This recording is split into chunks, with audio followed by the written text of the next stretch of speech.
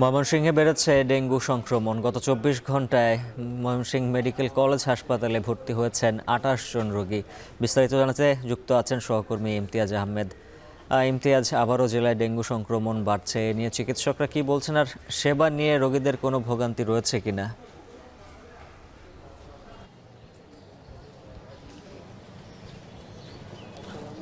উজ্জ্বল, আসলে ডেঙ্গুর যে নতুন বিষয়টি আমরা চিকিৎসকদের সঙ্গে কথা বলে জানতে পারলাম যে জলবায়ু পরিবর্তনের সাথে সাথে কিন্তু ডেঙ্গুর যে চারিত্রিক যে ধরন, যে ধরনের সিমটম নিয়ে ডেঙ্গু এডিস মশা যে তার জীবাণুটা ছড়ায়, সেই জীবাণুতে কিন্তু আসলে পরিবর্তন এসেছে। অনেক রোগী আমরা কথা বলেছি যে তার শরীরে কোনো জ্বর নেই বা অন্যান্য কোনো লক্ষণ নেই, কিন্তু তার তীব্র মাথা ব্যথা আছে বা পেটের সমস্যা রয়েছে, এমন রোগীর কিন্তু আসলে ডেঙ্গু ধরা পড়ছে। এবং সে কিন্তু শেষ পর্যায়ে যখন হাসপাতালে এসে ভর্তি হচ্ছেন তখন কিন্তু অনেকটা শকে চলে যাচ্ছে। চিকিৎসকরা বলছেন এই সমস্ত রোগীদেরকে আসলে চিকিৎসা করতেও বেশ বেগ পেতে হচ্ছে তাদের।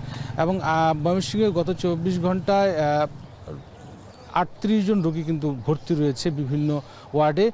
একটু বলে রাখা প্রয়োজন, ময়মনসিংহ মেডিকেল কলেজ হাসপাতালে ডেঙ্গুর একটি বিশেষায়িত ওয়ার্ড ছিল, সেটি কিন্তু এখন আপাতত নেই, কারণ এর আগে ডেঙ্গুর প্রকোপটা কিছুটা কমেছিল বা রোগীর সংখ্যা কম থাকার কারণে সেই ওয়ার্ডটি ছিল না।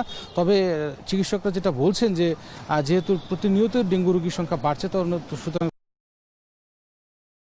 বেশিরভাগ রোগী কিন্তু আসলে ঢাকা ফেরত, অনেকেই ঢাকা চাকরি করতেন বা বেড়াতে গিয়েছিলেন, সেখান থেকে আসলে আক্রান্ত হয়ে ঢাকা ফেরত, অনেকেই ঢাকা চাকরি করতেন বা বেড়াতে গিয়েছিলেন, সেখান থেকে আসলে আক্রান্ত হয়ে ময়মনসিংহের এই মেডিকেল কলেজ হাসপাতালে ভর্তি হয়েছেন।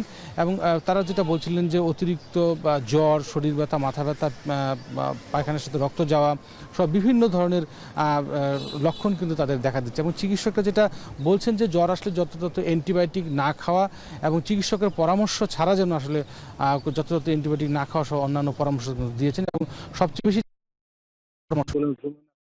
নিয়ে ঘুমানো সহ পরিষ্কার পরিচ্ছন্নতা, কোথাও যেন পানি জমে না থাকে, সেই বিষয়গুলোর দিকে বেশি নজর দেওয়ার কথা জানিয়েছেন। সব মিলিয়ে এই ছিল ডেঙ্গুর সর্বশেষ খবর ময়মনসিংহ মেডিকেল কলেজ থেকে।